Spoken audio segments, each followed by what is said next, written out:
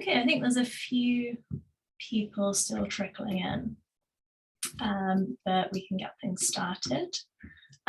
So welcome everybody to this second workshop in our Kinds of Intelligence workshop series.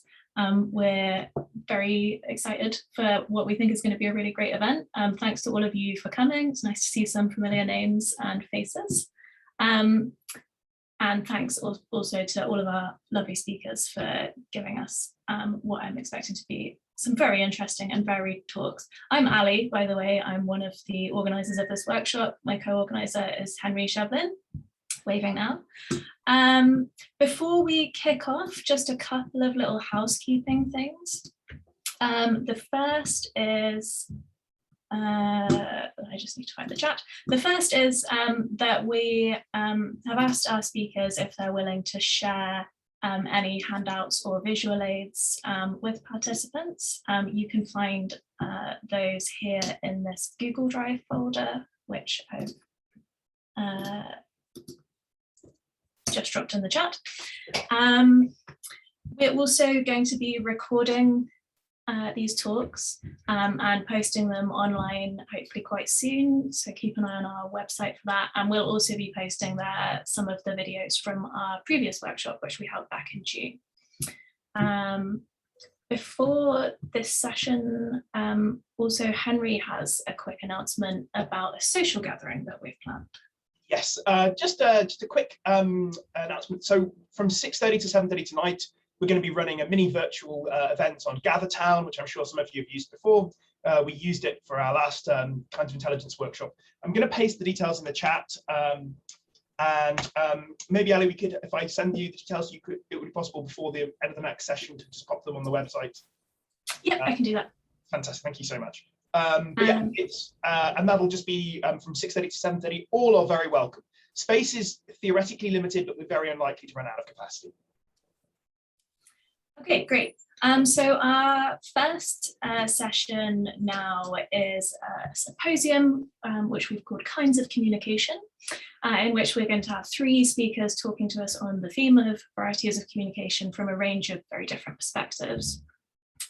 We're going to ask the speakers each to speak for around 25 minutes or so, and then we'll have a joint Q&A at the end. So our first speaker in this symposium is Richard Moore. Richard is a UKRI Future Leaders Fellow at the University of Warwick, whose Communicative Mind research group is investigating why humans are the only species to invent and acquire natural language and how this has affected human social cognition. He also works on questions in the philosophy of mind and language and psychology more generally. And he's going to be speaking to us about pragmatic interpretation in non-human great apes. So thanks very much, Richard. Thanks, Ali, and thanks, Henry, for inviting me. Can you hear me okay? Okay, good. When the symposium spoke a couple of days ago, we thought we'd aim for slightly shorter talks to aim for more discussion time, but let's see if I can blow that ideal out of the water with the first talk. Okay. The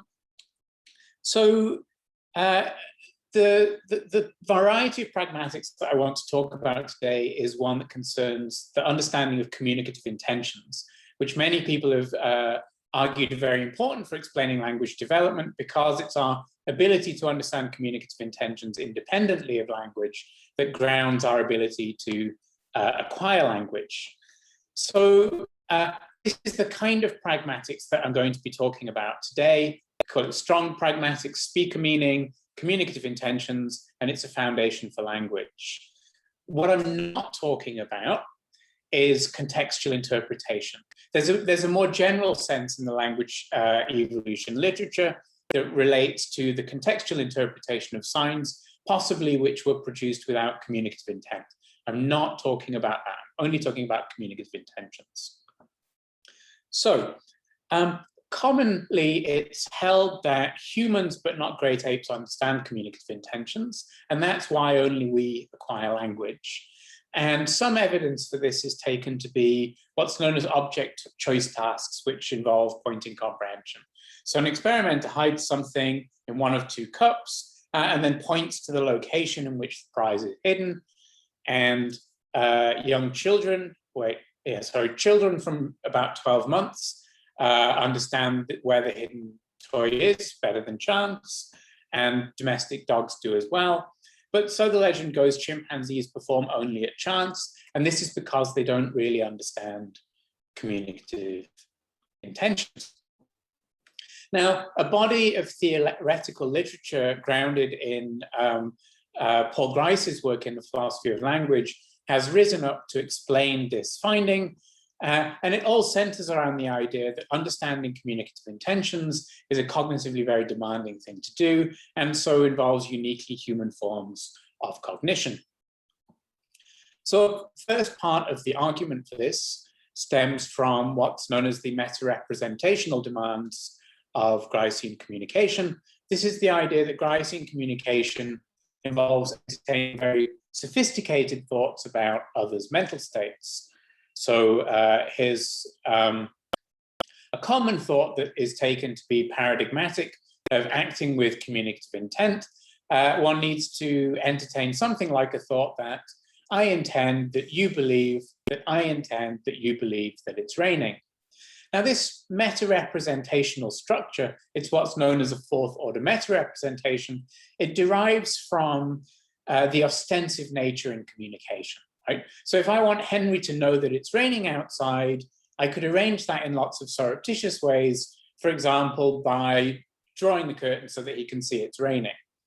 But if I want to communicate to him that it's raining, so the story goes, then I need to draw his attention to the fact that this is what I'm trying to do. And in that case, I'm not just intending that he believes that it's raining, but I'm intending that he believes that I intend that he believes that it's raining, which is a fourth order meta-representation. And these thoughts are thought to be too complex for chimpanzees, although in theory not for human infants. That's a dubious empirical claim, but I won't dwell on that now. So here's one proponent of the view that Gricean communication is uniquely human, like Tomasello, saying, with respect to Gricean communicative intentions involving the embedding of one intention within another, apes are simply, in my view, not capable of either understanding or reproducing these. Another argument for the uniquely human nature of Gricean communication stems from the idea that it's a cooperative endeavor, human communication. So on the Gricean story, Grice argued that often we can interpret others' utterances on the assumption that speakers are speaking cooperatively. And Tomasello has extended this argument to think of interpretation in communication as something like a joint action in which the speaker and hearer work together to achieve a situation in which the hearer understands the speaker's communicative goal. And that requires reason and inference because typically the sentences that the speaker utters, for example, will underdetermine the message that she's using them to communicate. And Tomasello has argued that this sort of cooperative behavior is just as alien to chimpanzees as the meta-representational thinking that's needed for thinking about communicative intentions. Now, this theoretical explanation is quite handy as an explanation of how it could be that humans alone acquire language, only we understand communicative intentions, and the empirical data seems to support this from the pointing studies, and so does the theoretical gloss of this empirical data. Problematically, though, the empirical data is a bit misleading because there are circumstances in which non-human great apes understand pointing, and they can do it very fluently. And if the idea central to Tomasello's work is that understanding pointing requires understanding communicative intentions, and great apes sometimes can do this, then there's a puzzle about how they could do this if it really requires the cooperation and the meta-psychology that's thought to be uniquely human. Just to illustrate with some of the examples of the data, Heidi Lin has shown that enculturated bonobos and chimpanzees, including bonobos like Kanzi and Panbanisha, perform well above chance in object choice studies, typically around the level of young children. Nick Mulcahy has also shown that if you adjust the experimental setup to give apes more time to think about what they're doing, they perform above chance as well. And usually in any great ape pointing comprehension study, there's one or two individuals who do okay, even if as a group they're not above chance. And it tends to be anecdotally the individuals who sit still and pay more attention. So it suggests that it's not completely outside their ken.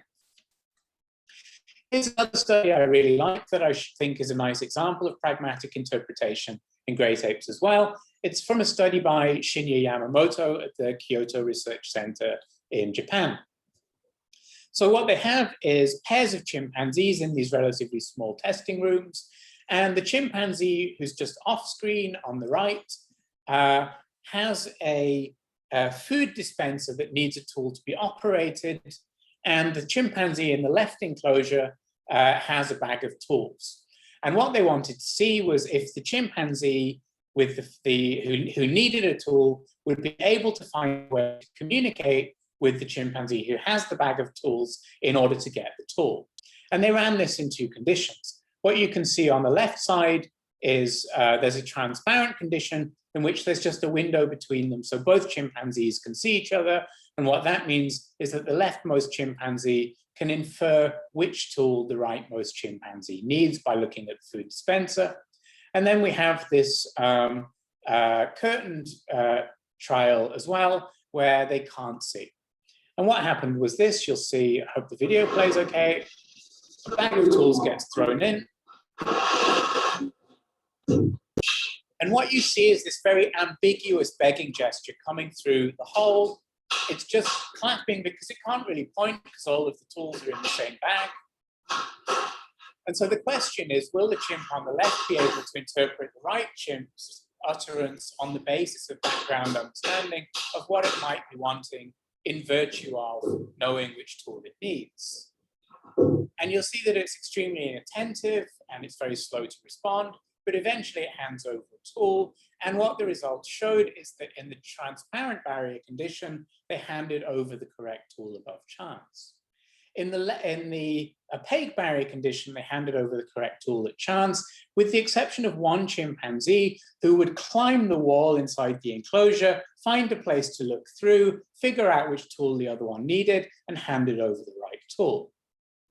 Now, I suggest what this shows is both that chimpanzees can make simple pragmatic inferences about begging gestures, but also in some circumstances, they're motivated to cooperate to do so. They're willing to put in the effort to figure out what the other one wants.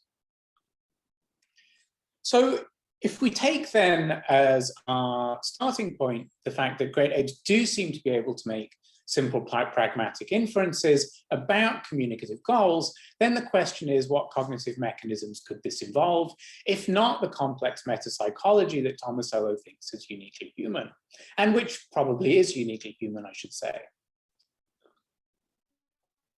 Some people may know, I've written a long series of papers, about 6 or 7, not just these 3, arguing that there are ways of thinking about Gricean communication that are much less cognitively demanding than in the current is the standard interpretation in the current literature. So I think that the Gricean framework is right for explaining communicative interactions. I just think it's less cognitively demanding than others have interpreted as being.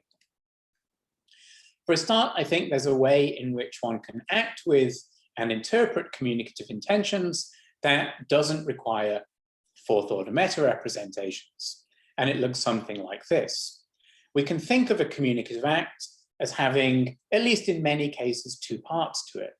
With one, I produce an utterance, and with the other one, I successfully address it to your attention, for example, by engaging you in eye contact before I speak, by projecting my words in your direction, by producing my gestures in your line of sight and addressing them to you in the same way that I might orient myself to you when I was, for example, giving you something. And if I do that, I might entertain pairs of thoughts, something like you respond to this gesture or utterance, and then whatever thought is involved in the context of the utterance. So the toy you're looking for is there.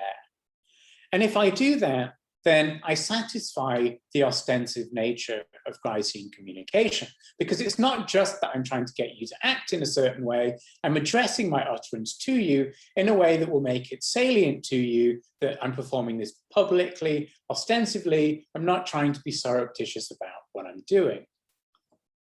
So you don't, and also the utterances that I produce could be very simple ones like the food is there, it's raining outside. It's not clear why these involve any complex folk psychological concepts in themselves, even if often they can be described in such terms.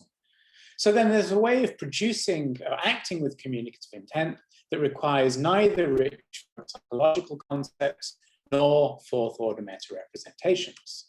And in that case, I can potentially interpret these utterances without using those things either. So if you're gesturing in my direction, I might grasp that your message is for me, your utterance is addressed to me, and then whatever the content of your message is, the food is there, I could interpret that in the same way. And it's not clear that that requires any more complex meta-representation than just identifying that you have two goals, one of which is addressing your utterance to me, and one of which is whatever the goal is encoded in your utterance.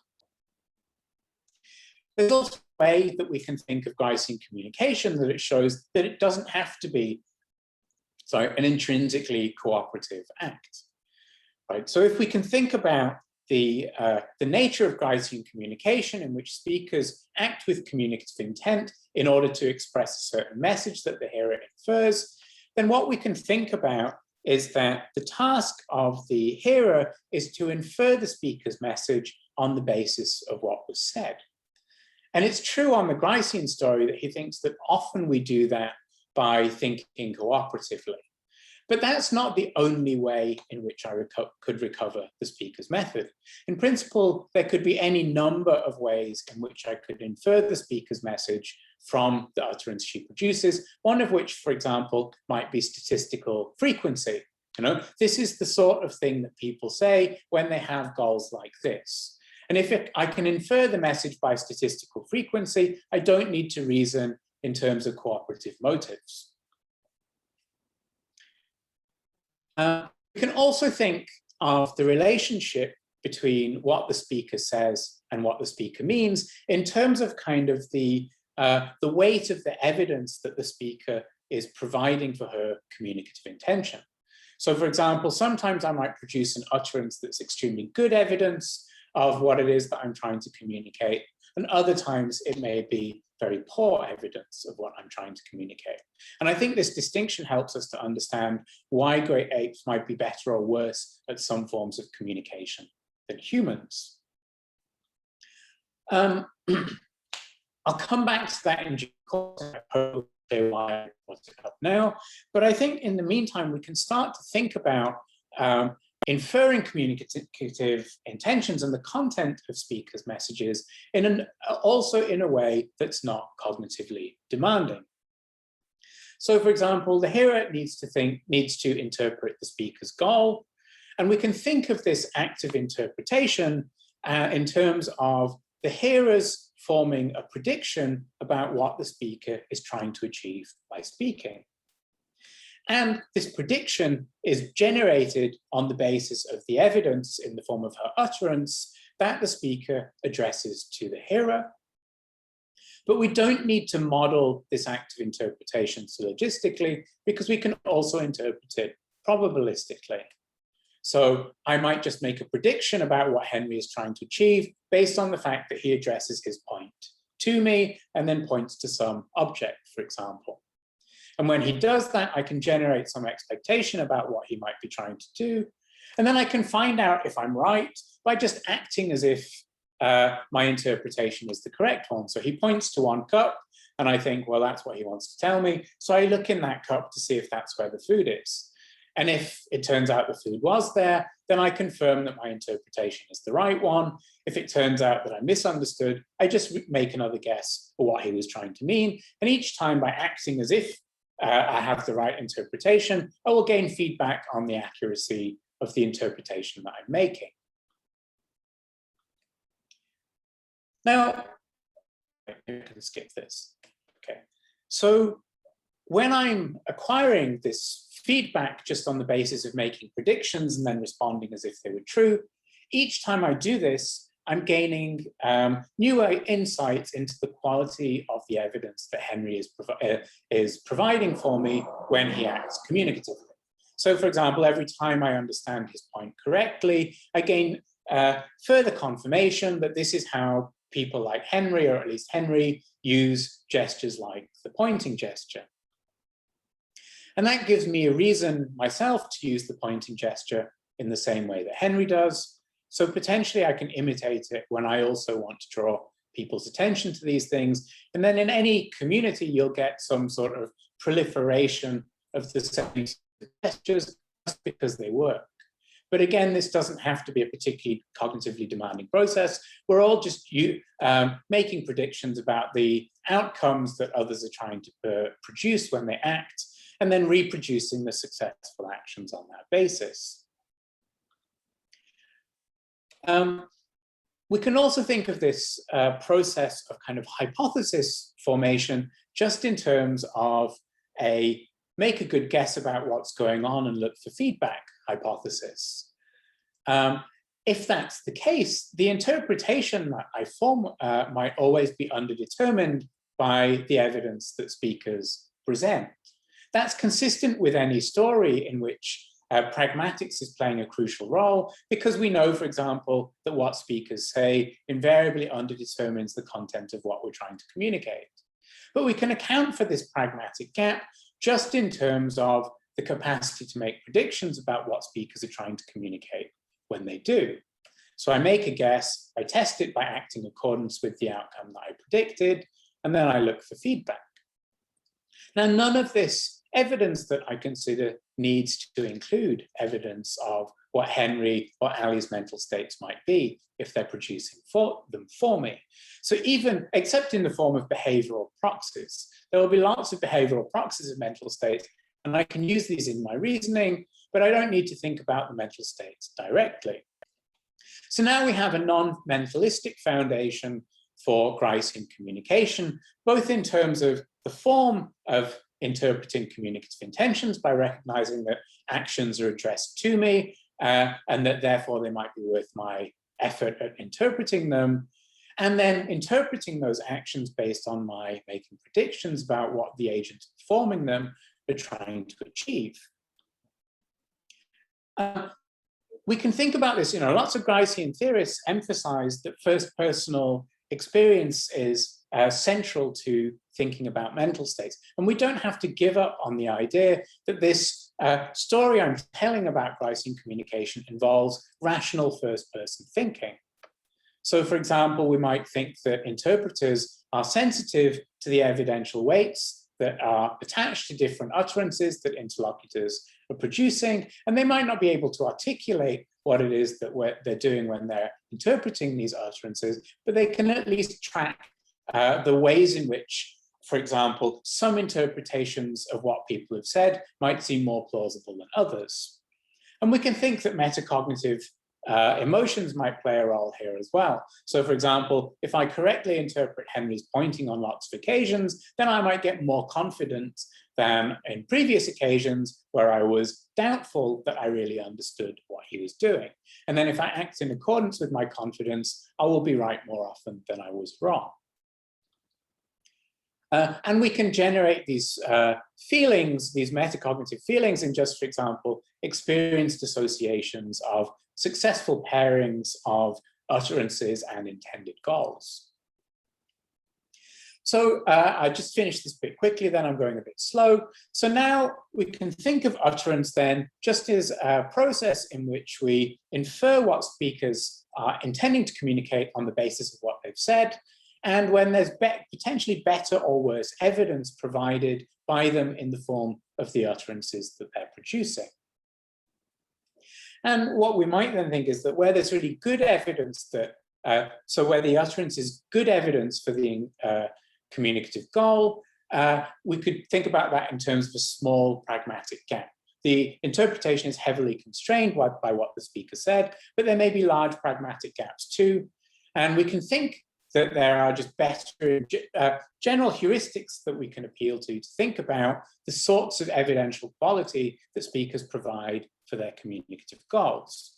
So, for example, a small pragmatic gap might accompany very familiar uses of language where patterns of use are well established, and so there are going to be strong associations between meanings and the intentions with which they're used. Often speakers also recruit naturally meaningful states when they communicate. So, for example, if my face looks angry while I'm telling you that, I don't know what I'm telling you, just pick an example, it helps you to interpret my utterance because the anger on my face is supporting evidence for the interpretation that you're considering. Ooh. And of course, where there's a clear and familiar context, that will help too. There can also be weak pragmatic gaps. So, for example, where utterances are used in unfamiliar ways, when the context is ambiguous, or where there's a great deal of variety in previous uses, such that my knowing how a word has been used before is not really a good guide as to how it's being used now. Now, one way I can think we can think about the difference between ape and human communication is just in terms of our capacities to interpret good and bad evidence for what speakers are doing.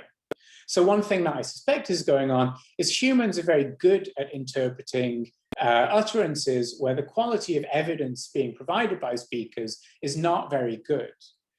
So this is my now 4-year-old nephew, Felix, who's been very good at understanding pointing for a long time. Pointing perhaps involves quite a big pragmatic gap because there are lots of different messages that you can communicate by pointing.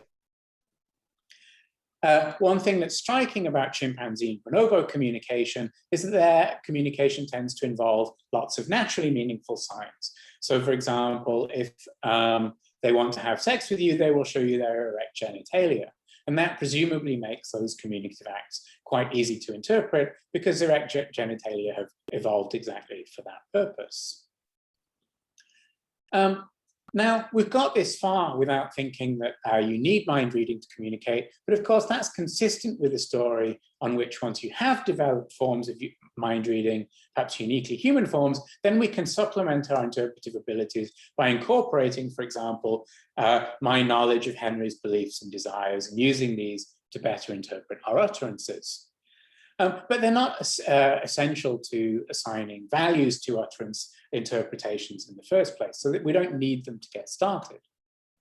Now, the reason I've pursued this is because I think if we adopt an account of the mechanisms involved in attributing communicative intentions that uses mechanisms like these without presuming uniquely human ones, then potentially we can have a mechanism that might be common to multiple species. So not just chimpanzees and bonobos, for example, but chimpanzees, bonobos, young humans, often adult humans, and perhaps interactions between grouper fish and moray eels as well. So we have a simple cognitive foundation for communication that could be common to many species, and then it's gradually enriched in humans through the acquisition of other tools like theory of mind. The reason I think this is relevant to this symposium is because it's a basic, potentially computationally easily formulated way in which to think about the sorts of cognitive interactions that govern our basic communicative interaction. So I'll stop there. Thank you for listening.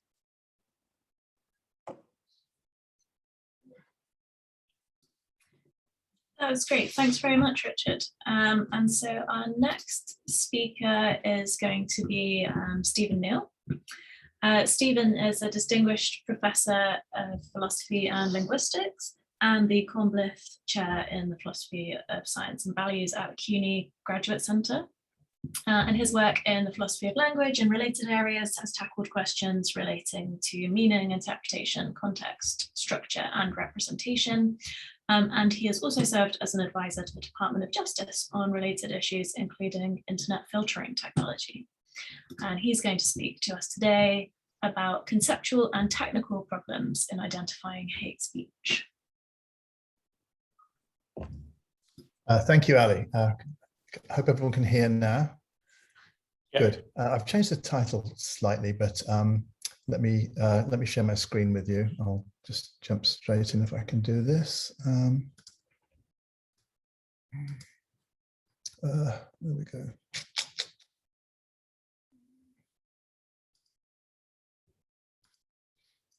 Okay, can people see this right now? Yeah, I think so. Good. Okay, when I heard what Richard and Diana were going to talk about, I thought try and do something that sort of fitted bookend, as it were, and links the two. And so what I'm going to talk about is offensive speech more generally, and a certain type of problem which I think hasn't been overcome in the in work on automated classification of texts. In particular, this started because I did some work on identifying pornography on the internet and the effectiveness of filtering technology. And then when I started looking at hate speech a little bit, I realized the problems are actually way worse. And I'll try and explain why. And I think what the main problem is, and it has its roots in Gricean theories of meaning, and takes off in some ways from things that Richard just said. So let me just start. So the background of this is I had to, whoops, that wasn't supposed to happen. I was supposed to look at the effectiveness of filtering technology for filtering out what was called sexually explicit content on the internet. And this was a sort of a hopeless task in a way, because there were no sort of clear definitions of anything. And it turned out that the technology which was being used had all the usual problems you have with AI, plus a few more. And I'll talk a bit about that in a minute. And I'm going to try and carry this over to the recognition of hate speech. So I'll talk a little bit about speech and hate speech firstly, then about speaker meaning, and then the limits to classification technology. So look, speech in the legal sense doesn't have to involve speaking in the ordinary sense, at least in the US. It doesn't even have to involve the use of natural language. So writing, signing, displaying photographs, and so on, and a whole lot more count as engaging in speech. And similarly, in the philosophical theories of speaker meaning that people like Richard and I are interested in, as we just saw in the cases of, in certain types of cases, someone can perform an act of speaker meaning without actually speaking in the ordinary sense or signing or writing. The idea is that any piece of behavior by the performance of which somebody can be said to mean something counts as speaker meaning in this sense. So there's no category of hate speech or sexually explicit speech in the US that is uniformly prohibited as punishable, because the Supreme Court has consistently ruled that criminalizing such speech would violate the First Amendment. Of course, some sexually explicit speech, as we might call it, can be obscene or indecent, which is a completely different matter, so it fails on those grounds. But there are cases where if a speech is threatening or incites lawful behavior or contributes to the intention motivating criminal act, it can be considered part of a hate crime, but not just by virtue of being hate speech. The fact that it's hate speech itself isn't a crime, though it may be a reason for classifying a type of behavior that it incites as a hate crime. And similarly, speech may be prohibitive if it creates a hostile environment in the standard sorts of situations we're in life, work, and education in particular. But again, not just by virtue of being hate speech or sexually explicit speech, though either of those could actually create such a scenario. Now, the Gricean picture of speaker meaning, Richard's already talked a little about this. Here's a very pared down idea of what a Gricean thinks speaker meaning is. And speaker meaning is supposed to be the basic type of meaning. Linguistic meaning is derivative. It's something you get later once you've got a system up and running, a way of standardizing speaker meaning, if you like, or implementing speaker meaning in a very effective, short-circuiting sort of fashion. And the basic idea is somebody meant something by doing something or producing some type of behavior, just in case there is some person A and some feature or property such that this speaker S intended it to be common ground between the speaker and this addressee, that the utterance has this property, whatever it might be, and on that basis that the speaker produced it intending the production to result in the audience actively entertaining a particular thought, very often believing that P. So you have to do something in a certain way. It has to be recognized as produced in a certain way, designed to produce a particular type of effect. The fine details are not too important, but that's the general picture. And I think once you see this, you'll see a certain type of problem that's going to result in any classification software once you try to identify type of speech for a box of in certain categories. So let's just take a simple example to start with. A distinction between what we can call direct and indirect speaker meaning. It's the saying implicating distinction. For those of you who know it, is an instance of this, but I want to have it as more general. So here's a situation. I have a dinner party. You're the last one there at midnight, and you're sitting still having a drink, and I want to get rid of you. And so I don't want to say you should leave because that's rude. So I try something else. So I say, I'm tired. And what I mean that I'm tired, but it might be the case that I also mean that you should leave. Now, the first thing that I meant, that I was tired, is more closely tied to the meaning of the words used, obviously, than the second. The second is somehow inferred on the basis of recognizing the first. Now, this difference in directness, if we change the verbs, this is a standard way of trying to characterize this. We say, well, by uttering I'm tired, I was saying or stating or asserting that I was tired. But by uttering I'm tired, I was implying or hinting that you should leave. Now, this distinction between direct and indirect, people often think it's something you only get when you have language up and running. And that's not, or a conventionalized system up and running. That's not quite true, because we can have a non-linguistic counterpart of this. So here's what I do. I want to get rid of you. You know, you're still there with your drink. And so I yawn ostentatiously like that. Okay. I imitate a natural, something which naturally means that I'm tired. Okay. This is non-natural meaning because it's artificial. But by yawning ostentatiously, I also meant that you should leave. I mean, that was the idea. Now, there's no verb in English which get us this distinction when we come to the non-linguistic case. We had saying and implying and so on in the linguistic case. There are no verbs which are specific to the non-linguistic case. Let's just talk about directly meaning and indirectly meaning. We'll just use the compounds. And so let's talk about a speaker directly meaning something and indirectly meaning something. But when you indirectly mean something, you mean it by way of directly meaning it. That is, I mean that you should leave, because I expect you to realize that that's what I intend you to get out of this, on the basis of having first worked out that I was trying to communicate or pretending to communicate that I was tired. The reason for having this talk of play directly meaning, or play saying, if you like, is there could be a case where you know I'm not tired. You absolutely, you know I'm not tired, but you still realize that I want you to leave, because I'm sort of ostentatiously faking being tired, either by saying I'm tired or by ostentatiously yawning. So it doesn't have to be that you want the person necessarily to believe it, but at least entertain the idea that it's true. So there we've got this distinction. And obviously, indirect meaning, anytime you want to try and build some software that's going to recognize indirect meaning, it's obviously going to be a lot more complicated than anything involved in identifying direct meaning. However, the problem for direct meaning is already bad, as we'll see in a minute. So what we've got now, and this is what I meant by reciprocity in the title of this. We've got reciprocal activities here. We've got the activity of meaning something, somebody doing something on a given occasion, and in so doing, meaning something. And then we've got this reciprocal activity, which is interpreting, which is someone reaching a conclusion about what the speaker actually means by doing this on that occasion. Right? And they're related in an important way. And I think the strength of the relation has been underappreciated in the AI literature. At least it wasn't underappreciated in the 80s, but I think it is now.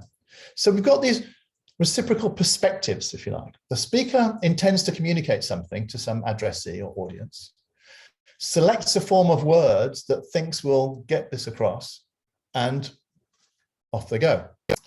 But the perspectives of the speaker and the addressee are not wholly independent. In producing the utterance, the speaker relies on what it takes to be the audience's capacity to identify what the speaker means. This is crucial to the whole Gricean program. The Gricean definition of speaker meaning wouldn't work if this weren't the case. So then, of course, the addressee assumes that the speaker is so relying. So the ways in which the speaker and addressee are operating are mutually sustaining, they're dovetailed. And it's really in Grice's theory of conversation that you see this at work, and it provides a sort of superstructure in a way for part of the theory of meaning, the way it's supposed to work. You can't just intend anything. You can only intend something if you think there's a reasonable chance or some chance of actually pulling it off. And that's particularly true with an audience-directed intention. Now, there's reciprocal risk involved as well. This is something that Sperber and Wilson have talked about a little bit. When you interpret behavior, you are forming a hypothesis about the intentions behind it. And a hypothesis about the content of a communicative intention that somebody has in performing an act is a hypothesis about what the speaker meant by performing that act. Now this, oops, sorry about that. This is something we don't have a lot of control over. Hello, why can't I go backwards? Let's try this way. Okay. Look, this is whether we're interpreting linguistic or non-linguistic behavior, the goal, what we've been engineered by evolution to attain is the same: identify what the speaker meant. Okay, so you don't actually remember the words used a lot of times. Sometimes you don't remember what the speaker said or implied. You just know that's what they meant, because that's what we've been built and engineered over time to attain, is the message, not the form of the message. Now, communicative behavior, it's compatible with all sorts of different hypotheses about what the speaker meant. The same bit of behavior could be associated with quite a few different messages. There's no guarantee, even if you're operating under the best possible conditions, that you're going to come up with your hypothesis is going to match exactly what the speaker intended to get across. But, you know, other things being equal, things seem to work, and that's how we get on. So it's reasonable, it's okay. But yeah, so interpretation always involves a risk, and because interpretation involves a risk, so on the meaning side, there's a risk. Attempting to communicate always involves a risk too. So you can probably already see the relevance of this to talk about things like hate speech. Interpreting somebody and deciding that it's hate speech involves a sort of risk, because it might not have been produced with the sorts of intentions one would naturally want to associate with somebody performing an act of hate speech. Okay. Now there are different issues about the form itself having some properties, some ballistic properties, as they're called. But I'm not going to talk about that right now. The risk is there anyway in all types of communication. Doesn't matter if it's, you know, flirting, dating, hate speech, whatever it might be. In interpreting something as flirtation or hate speech or whatever it might be, there is going to be there's a risk on both sides. Now, this reciprocity in the perspectives and in the tasks, that is, in the objectives of the speaker and hearer, actually come out particularly clearly when you think about the notion of what determines meaning, what makes it the case that somebody means whatever they mean on a given occasion. And there are two notions of determination that have to be clearly distinguished right at the beginning if we can have any hope of talking clearly about hate speech and a whole lot more. There's a constitutive question, which is what Grice's theory of meaning is an answer to. Constitutive question in metaphysics, in virtue of what is something the case? And there's an epistemic evidential question in pragmatics and cognitive psychology about how on earth do we work out what people mean. So there's determining in the epistemic sense and determining in the constitutive sense. So the two questions can be put like this. In virtue of what facts does someone mean whatever it is that person does mean by uttering something on a given occasion? Okay, that's a straightforward question in metaphysics. In virtue of what facts is it the case? In virtue of what is it the case that somebody is just, courageous, has knowledge, whatever? It's a standard sort of question in philosophy. It's a very different question from this epistemic or evidential question. What sorts of information, what principles, what type of cognitive states and processes are involved, and is typically spontaneous arrival in the mind of the interpreter of a typically reasonably resilient conclusion about what the speaker means. That's a question in cognitive psychology, pragmatics, cognitive pragmatics, if you like. Okay, very different type of question. Of course, it presupposes there's an answer to the constitutive question, in virtue of what facts does somebody mean something? Are there facts in virtue of which somebody means something? Yes. We're interested now, quite cognitive psychologists, in identifying how it is we work that out. We assume that there's an answer, one plausible answer, is the Gricean answer of the sort that Richard and I have both been talking about. Now, the reciprocity really comes in when we think about another aspect of determination. First of all, let's just think about the range of information that can, in principle, can be brought to bear. There are no rules. I mean, when you're interpreting legal documents, there are big debates about what sorts of information you can bring to bear in interpreting them. In interpreting ordinary speech, there are no rules about what you're allowed to use. You can, anything you can get your hands on can be used. It's a question of what sort of stuff is going to be useful. But in principle, there are all sorts of things that involve the addressee. That is, the speaker has an assessment, all sorts of assessments about the addressee, and it's in virtue of the speaker's assessment that the addressee's assessment of the speaker that they will reach a particular conclusion about what the speaker meant. And here's just a list of whole things here.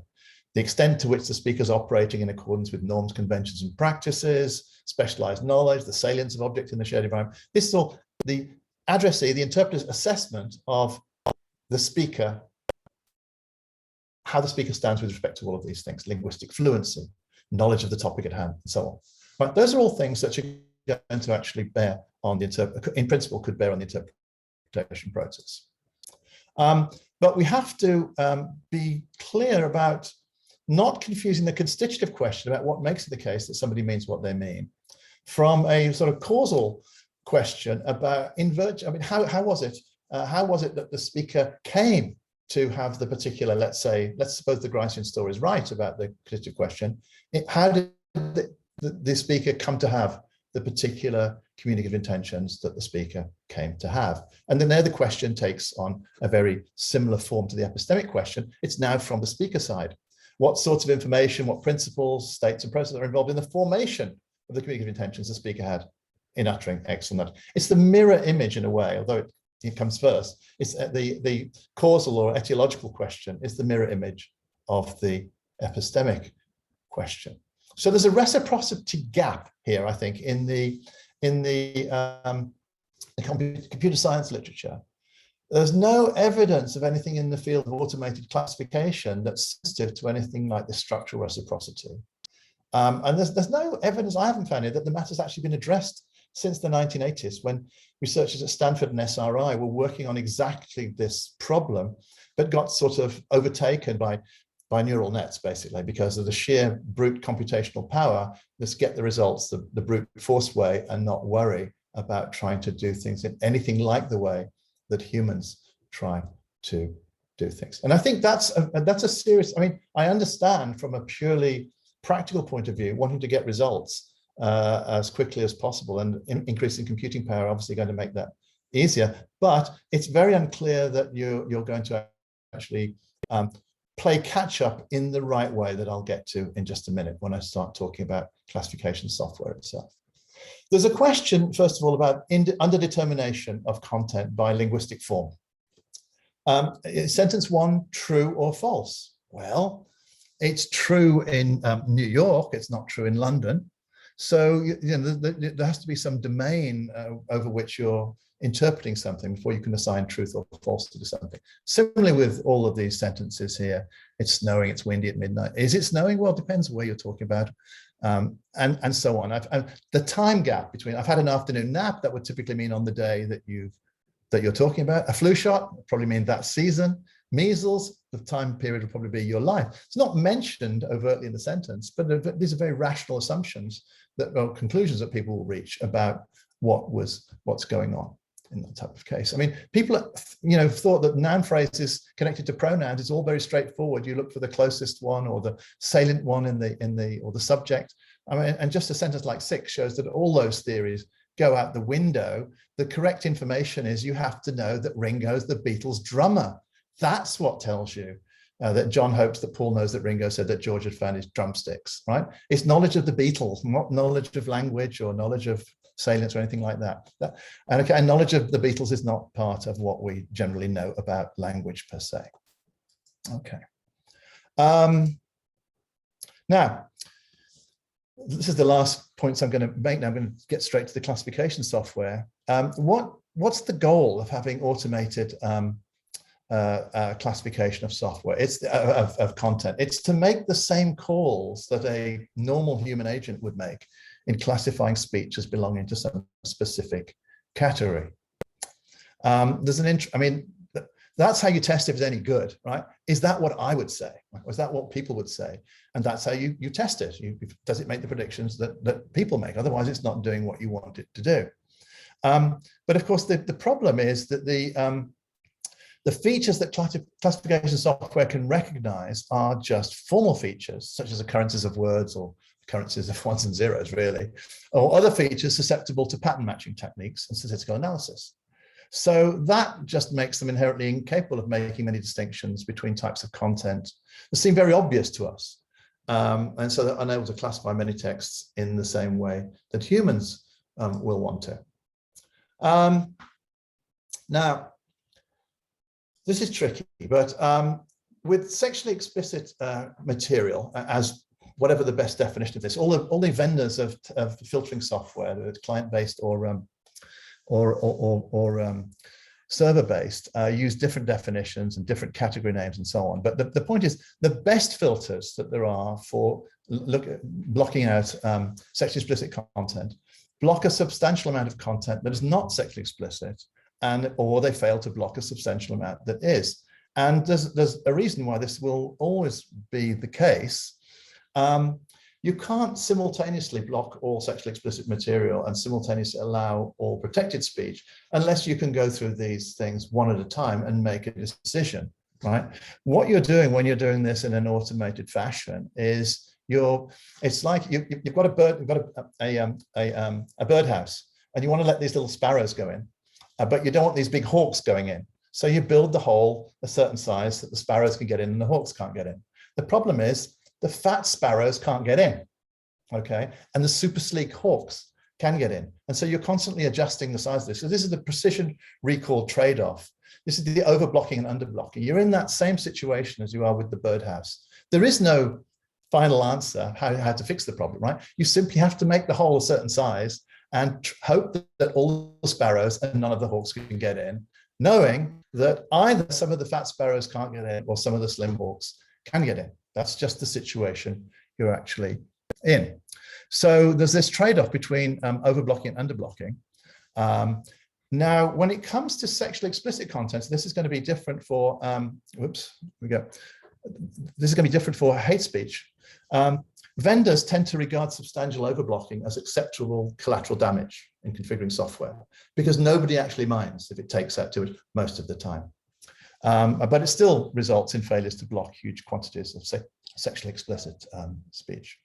Now, one of the problems that I came across when writing this report for the Justice Department was the creativity, especially of teenagers. I mean, they're unbelievably creative. And so so if you wanted to preclude all sites that involve masturbation, you'd be up against the fact that teenagers came up with all of these as synonyms, as ways of getting around this for using for male masturbation. There's another whole one for female masturbation. But they're amazing for the fact that people recognize them straight away. I mean, they seem to, on the surface, the content has nothing to do with the alleged topic, but people very quickly see the connection. And to train a filter to watch out for this endless creativity, it's just a hopeless task.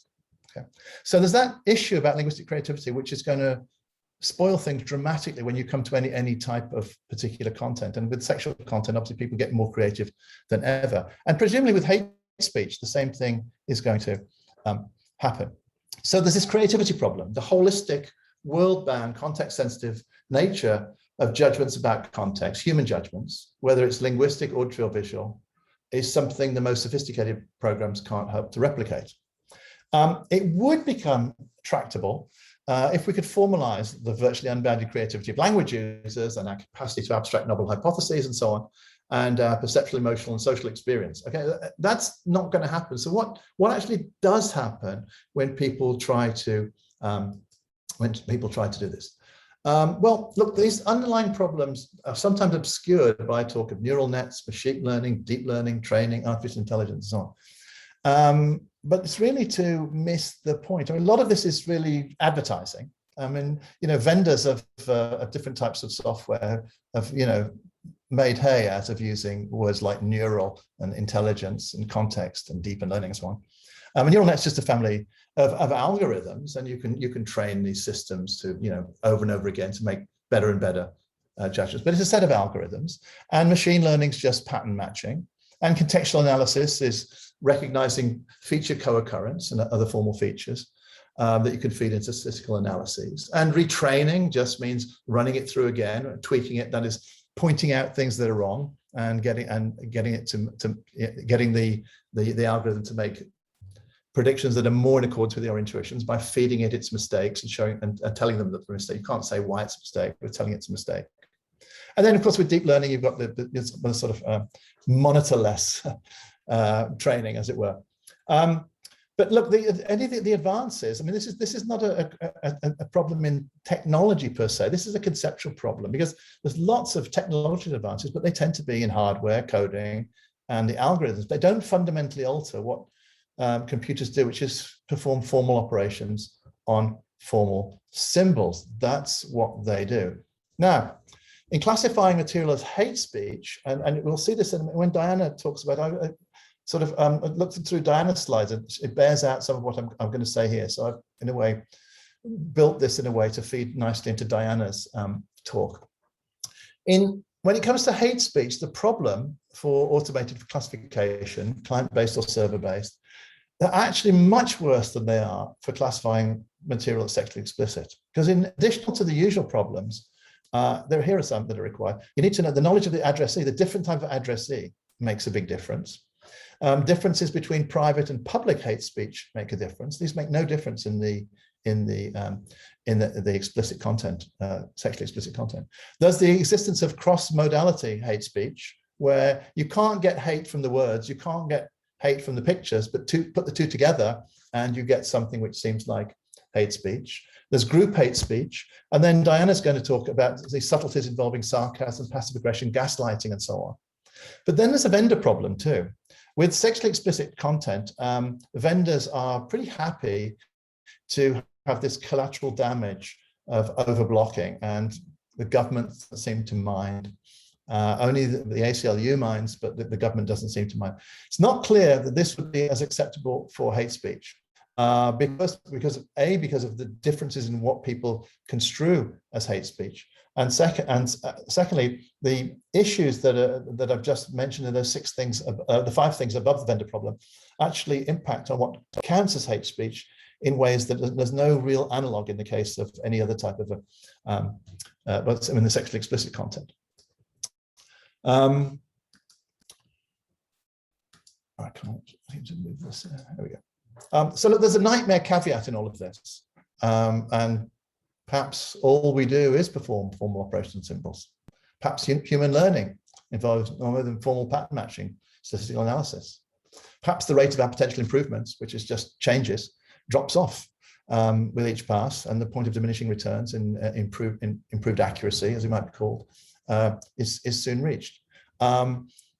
So either we have to sort of, I think, view ourselves as something not operating that differently from neural nets, that artificial intelligence really is artificial intelligence. It's just a non-biological organ that can actually reach the conclusions that we meet. We just happen to be biological versions of that. Or you have to accept that something very significant is going to have to happen in order for us to be able to classify speech of the sort that we worry about a great deal these days. Thank you.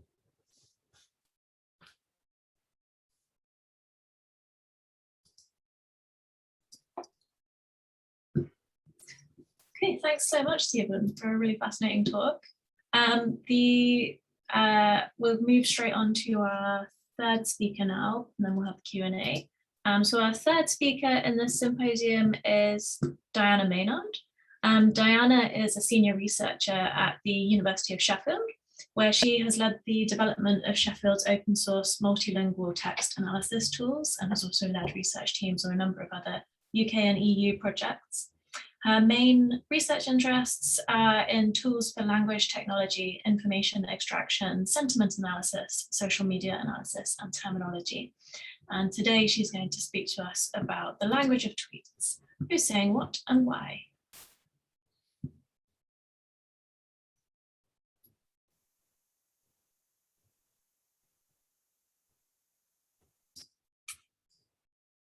You're muted, Diana, at the moment, in case you didn't know.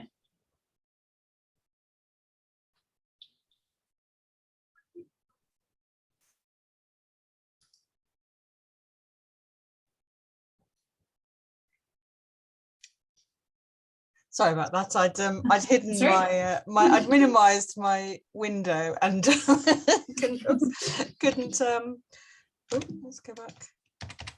There we go. I couldn't find the unmute button. Right. Hopefully we're all good now. Can you see my screen? All right. Yeah, we can see it. We can hear you. Perfect. Okay, so it's a bit of a mishmash of things in this talk, but so I'm going to talk a little bit about the language of tweets and automatic identification of, analysis of language on social media and abuse identification. So just as a little bit of background to looking at social media, a few fun facts to start off about Twitter. More than 500 million tweets are sent every day.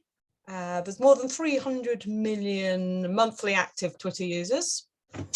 Most users are in the 25 to 49 age range, although it does spread, and this does change all the time. There's a slight bias towards male users. That's actually been increasing in the last few years. Last time I generated these statistics a couple of years ago, it was a lot lower. So that tells you something about who is using Twitter and who is tweeting. And that's kind of important when we're doing any kind of analysis, is to understand actually that, you know, social media is not necessarily representative of the whole population. And every social media, as I'm sure you know, has a different demographic. Oops, there we go. So if we compare Twitter against other popular social media forms, we see in terms of the number of users, Facebook has by far the most, then YouTube, WhatsApp, WeChat, Instagram, and so on. And then we get Twitter, actually quite low down at the bottom. A lot of research is done on Twitter because it's more easy to access the data. The tweets are mostly publicly available, and there are methods to collect tweets which are much easier than on many other forms of social media. So the vast majority of research is done on Twitter. So social media then is a valuable source of information for lots of things. I mean, there is a lot of stupid stuff on Twitter about pop stars and what we have for breakfast and all the rest of it, but it's also really useful for things like business insights, for sharing and receiving news, campaigns, so it might be political campaigns, environmental campaigns, and so on, sharing information during disasters, all kinds of collective intelligence. If we're analysing tweets, it can be a very useful source to traditional polls, and many more things. And in fact, we've looked into doing analysis for all these different purposes.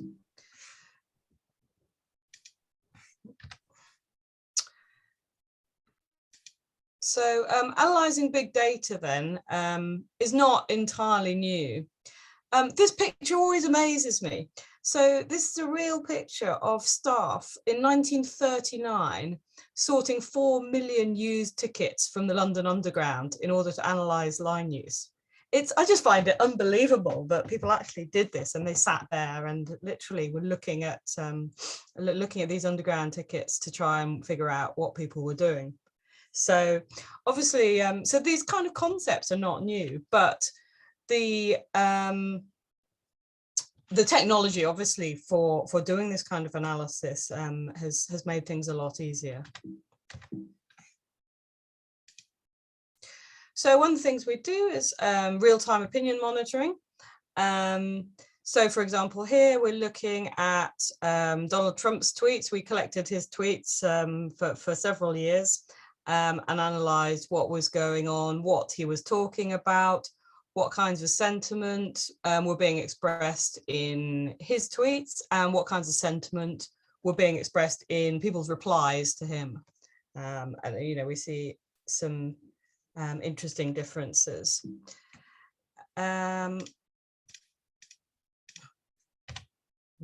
Seems a bit random letting me move to the next slide. So there's a lot of linguistic challenges of social media. The language is a critical thing. So this is a sample tweet about climate change. We can see that there are a number of facets of language which immediately make it hard for automated tools. So these tools typically rely on nice, properly worded sentences with correct punctuation, correct capitalization, using words which are in the dictionary, and so on. And that's before we even get into the underlying meaning and things like sarcasm and so on. So we can see here we've got things like words run together, we've got incorrect spelling, we've got swear words, we've got words with asterisks in, we've got weird capitalization, we've got URLs, we've got all kinds of things which make it harder for us to process text automatically. And when we're looking at, you know, several million tweets, for example, we can't even begin to do this manually. So we have to use automated tools for this. Looking at social media, typically we have problems of relevance as well. So a lot of tweets aren't necessarily relevant to the hashtag, for example, that they're using, or threads in conversations might diverge dramatically. So here's a tweet from BBC Breakfast, and they're talking about Parkinson's and GDNF. And then someone replies with something about some other topic that they were obviously talking about on BBC Breakfast, which is not related in any way to the thing they're replying to. So we get this problem of relevance. We see it a lot in things like when we're trying to analyze tweets about disasters, for example, that many tweets which look like they should be relevant about the disaster and have that hashtag and whatever are totally irrelevant. So that's a problem we have to resolve. We have lack of context as well. So, for example, people with the same name. So there's, in addition to Michael Jackson, the singer, if you go onto Wikipedia, you'll find there's actually a guy called Michael Jackson who writes reviews about beer. So we always need to be clear that what we're referring to, and this is a whole other problem to resolve.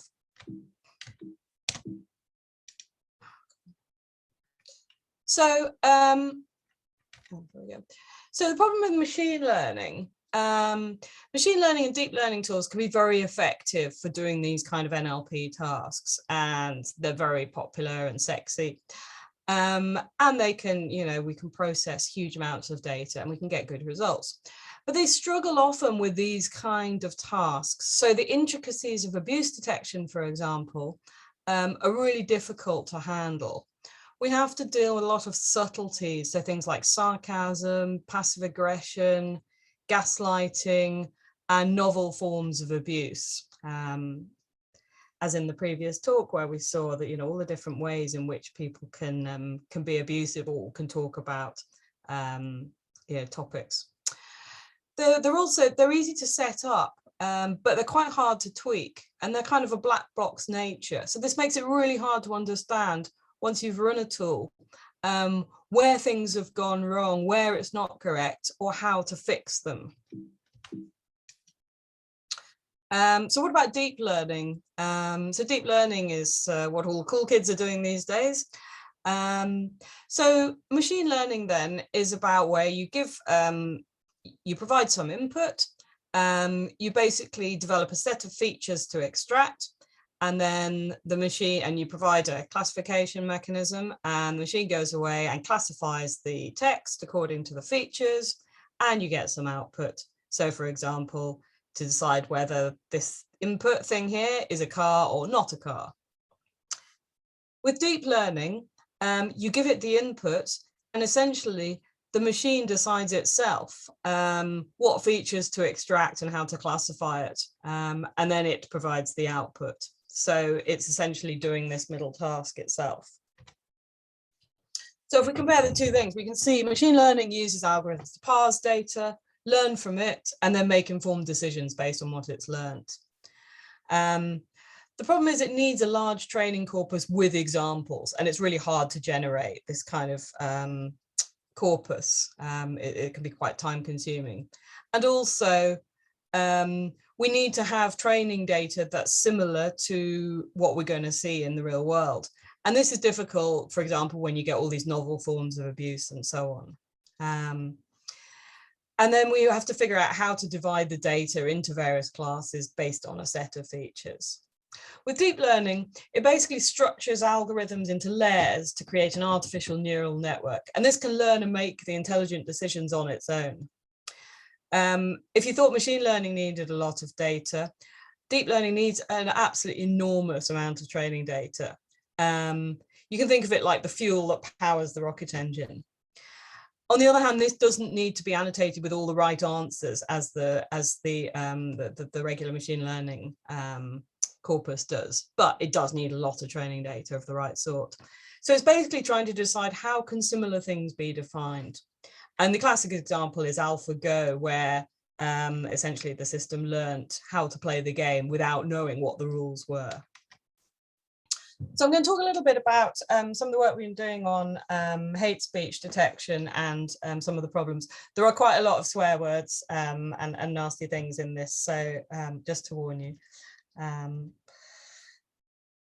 It's hard to do this without giving you real examples.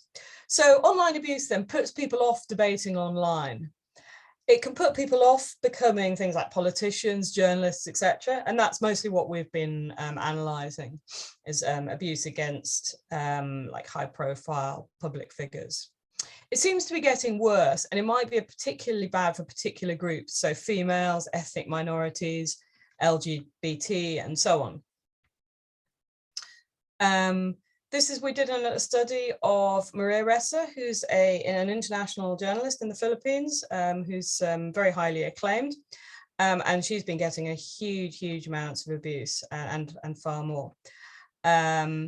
These are some of the most frequent abusive terms that we found in the tweets and Facebook posts against her. Fairly horrible. So how do we identify abuse? Well, we can start by looking for swear words. They're clearly a sign of abuse, right? If you're swearing in a tweet, you're being abusive. So here's an example. Someone's being, I'm not going to read it out, but someone's being fairly abusive about Paddy Jackson.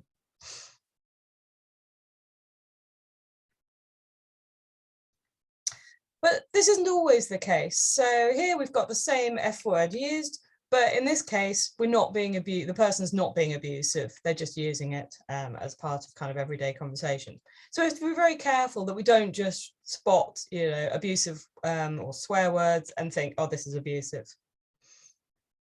What about if we specifically mention someone with a nasty word? That's got to be bad, right? So if we call someone you, whatever. Okay, so you witch, that's clearly we're being abusive towards them. So that kind of works better, but it's still a problem. So here someone's just kind of joking around calling someone a witch, and it's clearly, one of their friends, and they're say it's not really being abusive. So we have to be very careful about context as well and situation. Hashtags are also always fun to identify. So we have to be careful about how we do analysis. All these hashtags are perfectly innocent. Some of them take a while to actually interpret correctly. I think people's minds are very good at reading these wrongly. So we've got Powergen Italia, which is the Italian electricity company. We've got Les Bocages, which is, I think it's a farm in France. I forget now, somewhere in France anyway. Mole Station Nursery, which is a like a garden centre kind of nursery. I think it's in Australia. Teachers Talking was a hashtag devised to try and get like sort of mental health therapy and so on for teachers and therapists. So we have to be very careful about how we analyze these things to make sure that we're not accidentally, you know, picking up swear words. And the same with foreign words. So slag room is actually I think it's Dutch, I forget now. I think it's a Dutch word for whipped cream. So again, we have to be careful, and people often mix languages together in tweets. But we still need to analyze hashtags because they can be really critical to understanding abuse. So again, we saw this a lot of the hashtag kill the witch, for example, was used a lot towards Theresa May. So we have to be able to actually identify that what's going on in these cases. So why do we need to analyze online abuse? So the kind of things we look at are who's being abused, who's abusing them, what's the abuse about, what kind of people send abuse, is it getting worse, how do people respond to it? So how do victims respond? How do bystanders respond? Do they pile in? Do they join in the abuse? Do they defend it? What do the victims do? How does this affect what happens next? So we have to look at this kind of whole chain of events. And then these kind of things help us to look at how can we prevent or mitigate it? And we can look at what kind of strategies work and don't work. How can we prevent it escalating? So in some cases, it actually escalates to offline abuse, and even sometimes in some cases, real violence and even real world violence and even death.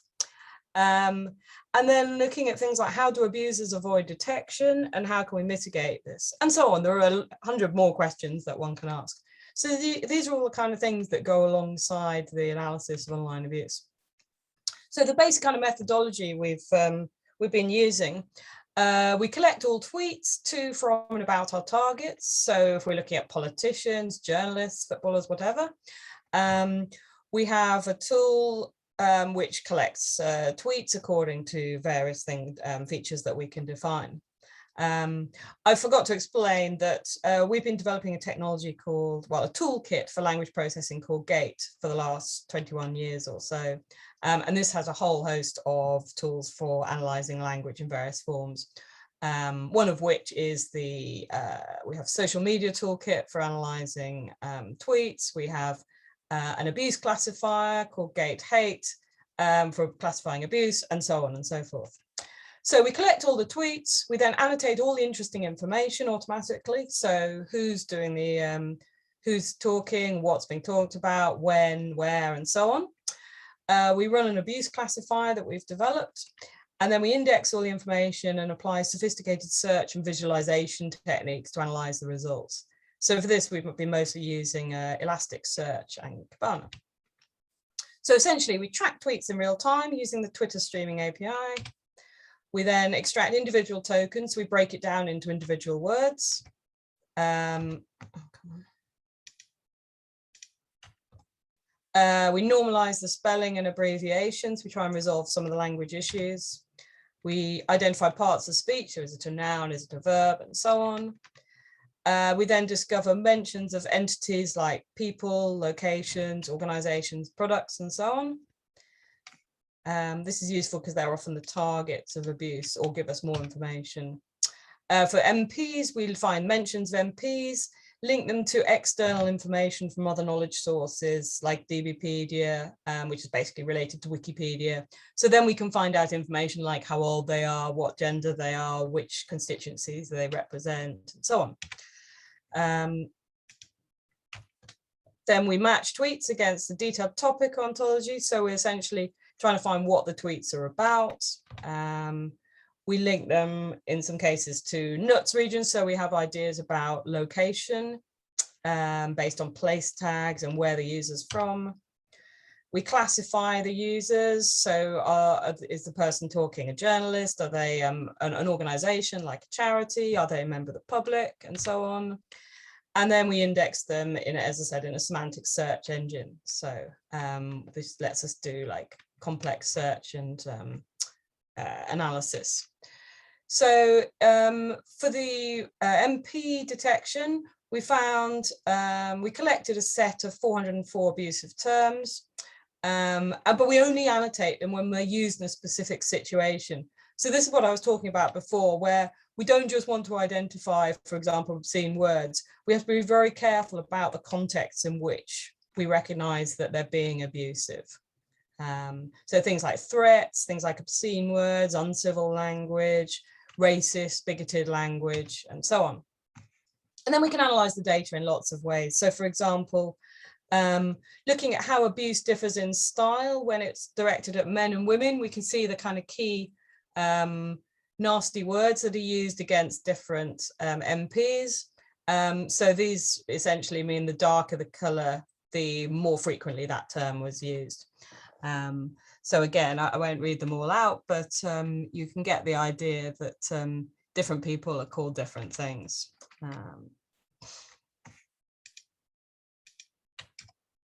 And then we can look at things like, did the abuse get worse? So here we're comparing MPs in 2015 and 2017.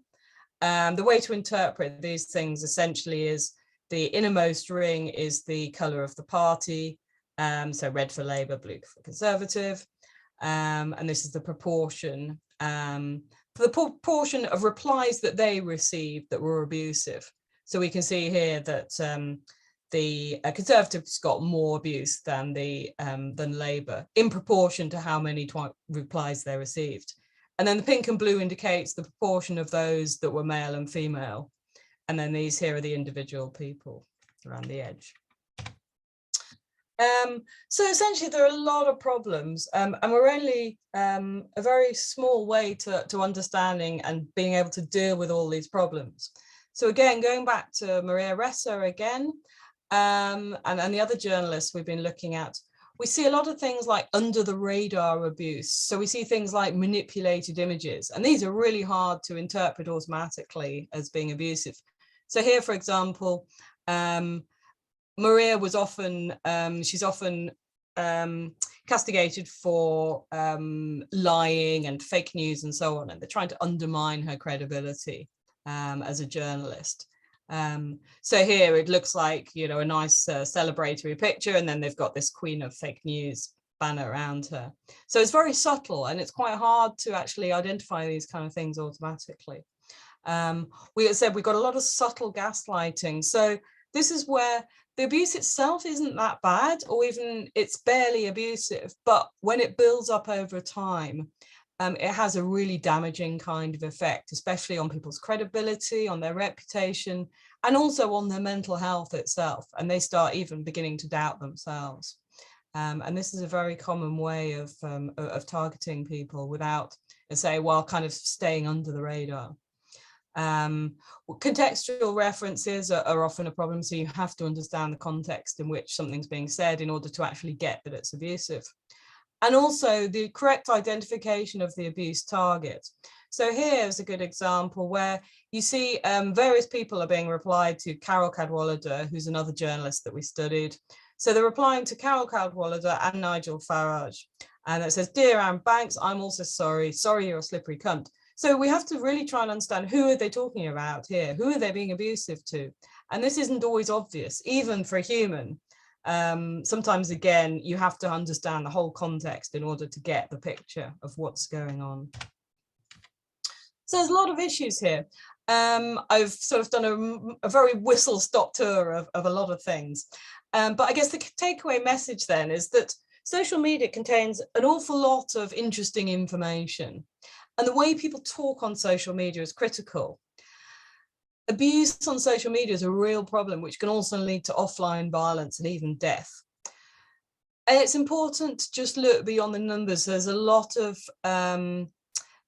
different kinds of analysis we have to do. We have to look at the whole situation. We have to look at the context. We have to try and understand, You know, what kind of people are sending abuse? Why are they sending it? What happens when they've sent it? And so on. So we need to do a lot more than just look at statistics of abusive terms or not, for a lot of reasons. So if we can really understand what people are saying, why they're saying it, and what impact this has, we can get incredibly valuable insights. But unfortunately, we're still a long way from being able to do this successfully. So there we go. There's some more information about some of the stuff we've been doing.